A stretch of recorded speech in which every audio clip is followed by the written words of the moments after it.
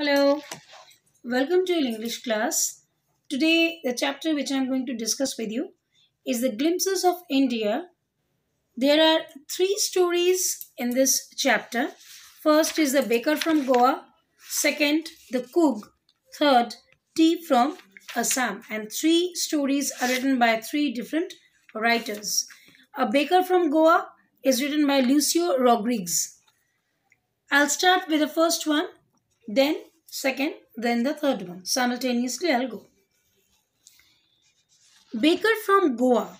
In this extract, the author remembers his old days in Goa when the village baker occupied an important place in life.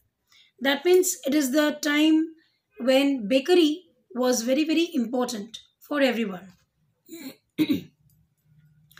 Although, with the passage of time, people do not eat so much bread, yet the village bakers are still there. The Portuguese were famous for preparing the loaves of bread. They left Goa long ago. But the traditional work of bakers can still be seen in Goa. The furnaces in which the bread was baked still exist there. The sound of traditional bakers' bamboo can still be heard. Someone in the baker's family still carries on the business and the tradition. These bakers are known as pader in Goa even today.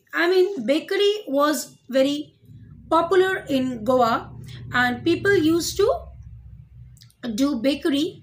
Those people who used to do bakery, they were known as pader or padder, you can say, in Goa.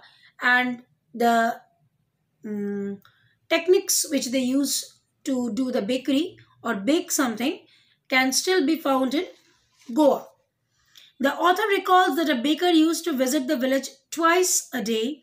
He used to be the author's friend and guide. He used to carry a bamboo stick. The sound of the stick used to wake up the authors and others from sleep. The servants from the different houses bought loaves, but the author ran to baker to buy bread bangles. Loaves of breads were there, but the author was much more interested in bread bangles. Bread bangles, what are bread bangles, you know? The roundabout. It looks like the bangles, they are round, round, round. The baker's bamboo stick was a special one. He made the sound zhang zhang by banging his bamboo on the ground. He used to bang like that. With one hand, the baker supported the basket of the bread on his head, and with the other, he struck the ground with the bamboo. Whenever someone came to him to buy bread, he placed the basket on the bamboo. The author and the other looked into his basket. In those times, it was a fashion to eat bread with hot tea. That means, here the author is trying to create an atmosphere when people used to eat bread in lots and lots of amount, and uh, specific technique was there, specific genre was there, and the genre was like that. You can I don't know whether you people are facing it or not, but I face, like, recently in your lockdown period, there was no such a thing arrived, but before that I had seen, what is that called, um jhuri baja types. They used to come with having jhunjhuni in their hand, and they used to play it and create a sound, and then we can say that okay, that person has come with that jhuri baja types. And they used to mix it up with the spices like onion, grated chilies, grated ginger. And then they used to put some lemon water or lemon juice on that, and they used to mix it up and serve it. It was of 5 rupees or 10 rupees, 15 rupees. Okay, and it's so delicious. So that sound, that junjun sound, was the intro that that person has come. Similarly, like that, here also author is telling that in those days, whenever the baker used to come, he used to dump stick. I mean, he had a big stick in his hand, and he used to make the sound zhang zhang. That was a sound, and that sound indicates that okay, the bakery man has come, and all the small kids, they used to come and just, cover him up from all the sides, and they were in the awe of peeping inside the basket which he is having, because there were different types of cakes and delicious bakery things are there. Okay, so author still remembers those days, those funny, beautiful days of its childhood. The village baker was specially important for all occasions. The villagers were much fond of the sweet baked bread known as ball. These are the primitive things which people used to have. Nowadays, people have become much more sophisticated. They don't rely on bread as usually. They have some more things to have, and they enjoy different types of foods. They are not sticking into specific type. Marriage gifts were meaningless without these sweet breads. Sandwiches, cakes, bolinhas were a must for Christmas. I mean, there are some specific items. Like just a few days ago, you had Push Parban, and there you are going to have pite, paesh, shorpuri, and so much more sweet dishes are there, which are maximum being prepared with milk. And this is the what should I say? These are the beautiful festivals, you can say, of Bengalis. Poush Parbon is very famous. People go for Ganga Snan and all that. Similarly, Christmas is also a very auspicious occasion for the Christians. And for that, specific cakes have been made. Even we people are also enjoying that. We cut cakes, we celebrate Christmas, because we are also trying to be a part of same culture and customs. Okay, thus, the presence of the baker's furnace was very essential in each village. On all occasions, the villagers needed one or another type of cake which could be baked in a furnace.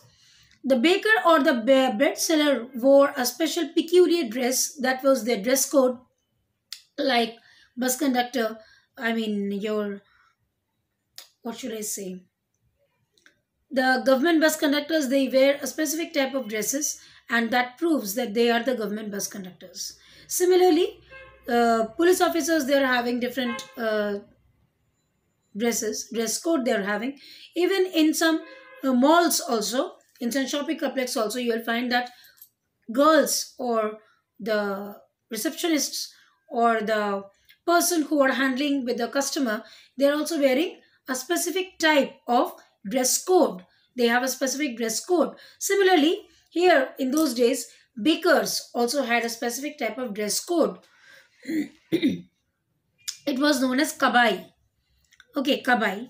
It was a single piece long frock. It reached down to his knees. During narrator's childhood, bakers wore trousers which were shorter than full length and longer than half pants. I mean, nowadays, which is called as capri. Can I make the thing clear? Now you can estimate what was the length of the pant. Even today, if someone wears a half pant, he is said to be dressed like a baker. So actually, in those days, baker also had a specific dress code, so that people can easily calculate whether the person is in underweight job or can be easily recognized as a baker, and their demand is very high.